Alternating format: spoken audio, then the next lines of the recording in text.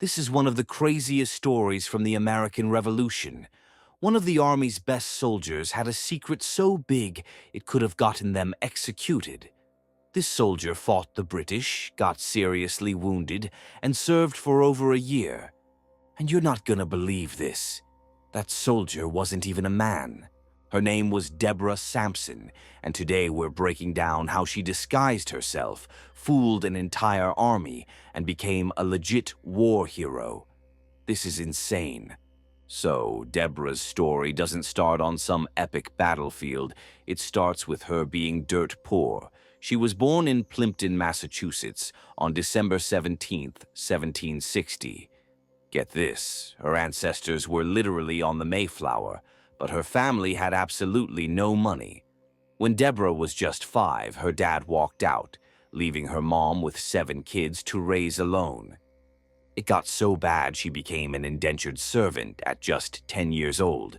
For the next 8 years, she was basically a slave, working on a farm just for food and a place to sleep. The family didn't believe women should be educated, which was normal back then. While their sons went to school, Deborah did chores. But Deborah was a beast.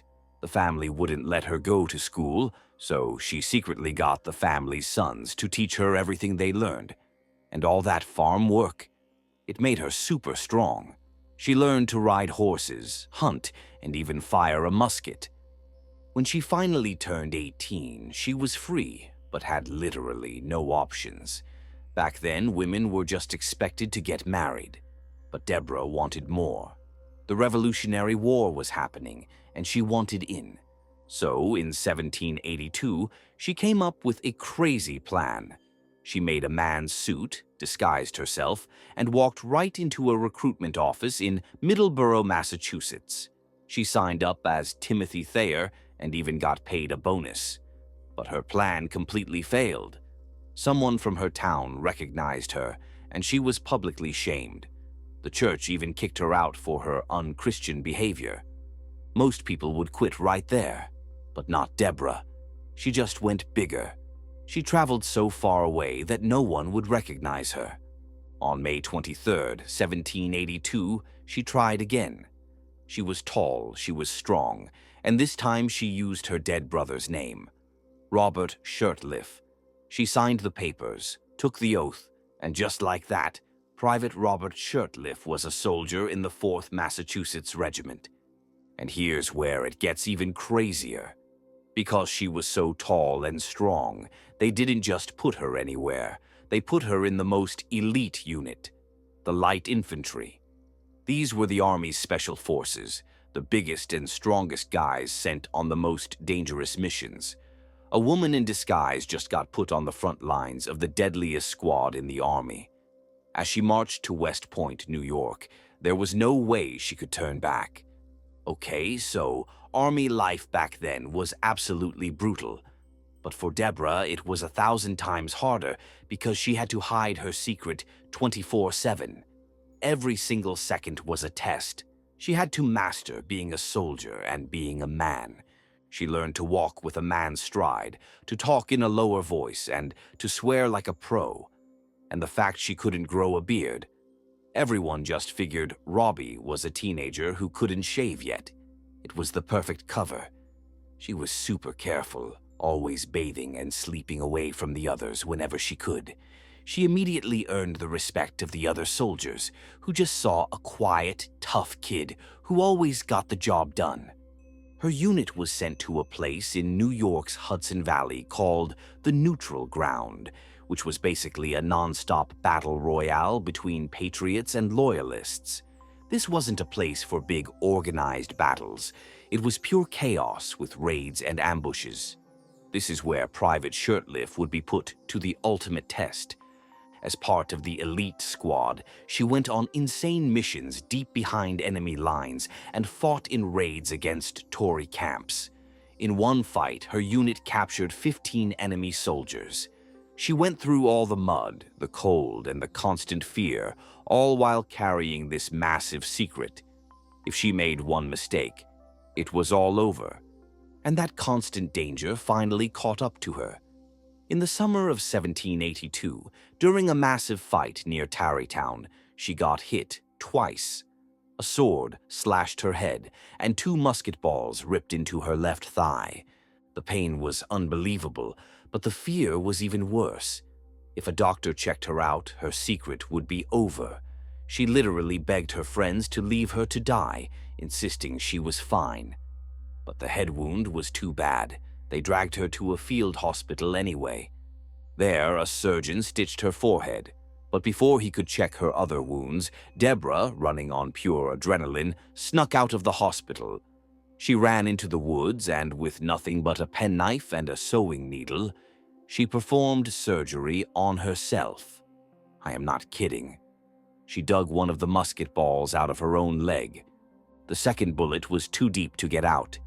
She had to leave it in there. She would have that bullet in her leg for the rest of her life. Her leg never healed right, but she had saved herself. She went back to her unit, and her secret was still safe. For over a year, Deborah fought as Robert Shurtliff, and nobody knew. She survived combat and literally performed her own surgery to protect her identity. But in the summer of 1783, it wasn't a bullet that finally took her down. It was a deadly virus. Her regiment was in Philadelphia when a malignant fever hit the city, and Deborah got so sick she passed out completely. This time, there was no escape. She was carried to a hospital, totally helpless. The doctor on duty was a guy named Dr. Barnabas Binney. As he started to examine the unconscious soldier, he found it, the linen cloth she used to bind her chest. The secret was out. Private Robert Shurtliff was a woman. Now the doctor could have had her arrested. Military law said he had to report her, but instead he was just blown away by her bravery. So he did something amazing. He secretly moved Deborah to his own house and had his family take care of her, telling no one. After she got better, the doctor knew he had to tell her commander, General John Patterson. The general was completely stunned, but he was also super impressed. The soldier he knew as Robert had been one of his absolute best. So the war is basically over, and on October 25th, 1783, Deborah is ordered to go see the top general at West Point. She's in her full uniform, probably thinking she's about to be thrown in jail forever. But instead of arresting her, they gave her an honorable discharge. The document officially released Robert Shurtliff after 1 year and 5 months of service. They decided to reward her for her insane bravery instead of punishing her. So Deborah went back to Massachusetts, got rid of the disguise, and in 1785 married a farmer named Benjamin Gannett and had 3 kids. She tried to live a normal life, but that was a battle too. They were poor, and that musket ball still in her thigh caused her pain 24/7. The country she risked her life for had completely forgotten her. But Deborah wasn't a quitter. She fought in the war, so she believed she deserved a military pension, just like all the male soldiers. This was her next impossible challenge. In 1792, she started demanding back pay from the Massachusetts legislature, and in a crazy turn of events, they actually gave it to her. They even called her an extraordinary instance of female heroism. But that was just state money. She wanted a federal pension, something no woman had ever gotten for fighting in the war. For years, the government completely ignored her. Then she got help from a legend. You're not going to believe this. Paul Revere. Yes, that Paul Revere. He heard her story and personally wrote a letter to Congress for her. He said he found her much more deserving than hundreds to whom Congress have been generous, and confirmed her bad health was from her time in the Army. And Paul Revere's letter actually worked.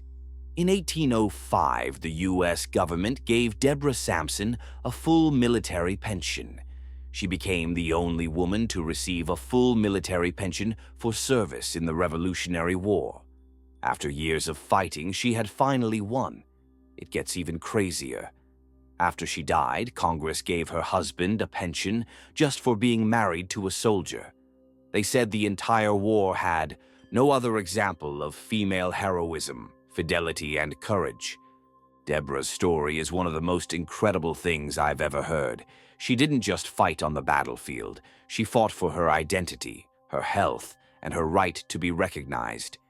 If you think this story is insane, smash that like button and subscribe right now so you don't miss the next video. And let me know in the comments, what was the craziest part of this story to you?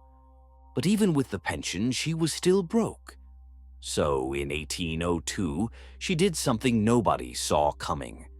At 42 years old, she went on a public speaking tour all across New England and New York to tell people her incredible story.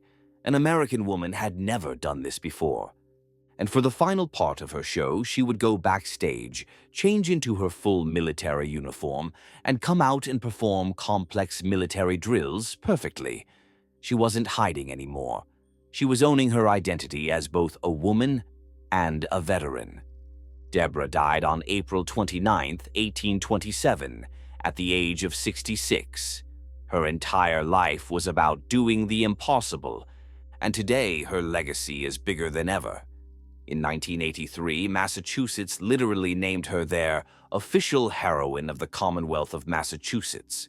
And get this, a law passed in 2021 to improve health care for female military veterans is named the Deborah Sampson Act.